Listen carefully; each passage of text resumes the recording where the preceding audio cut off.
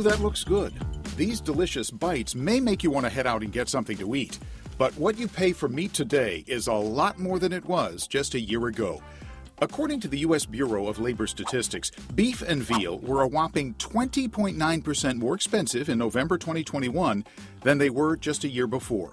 Poultry was up almost 9%, and pork saw almost a 17% rise in price. So why has meat gotten so expensive?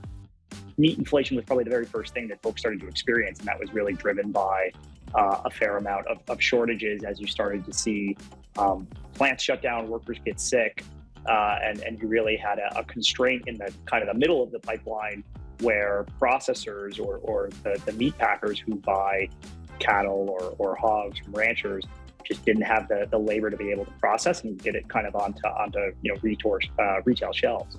My name is Kelly Gallagher. I'm a butcher here, and I've worked here 31 years.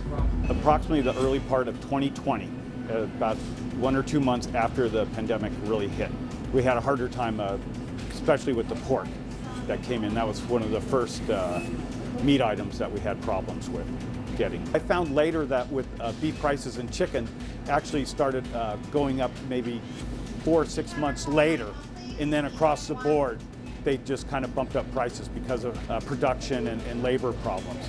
Labor has probably been the biggest challenge that's disrupted our industry, and because of the labor situation and some of the COVID restrictions that were going on, packing houses weren't able to produce at capacity. We had the gas price issue that skyrocketed, and all of our products need to be shipped all over to grocery stores and everywhere, and that was over a 50% rise.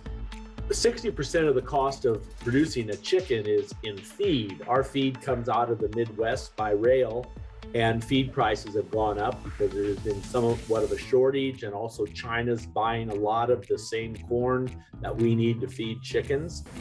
The good news, we can probably expect food prices to ease up a bit this year.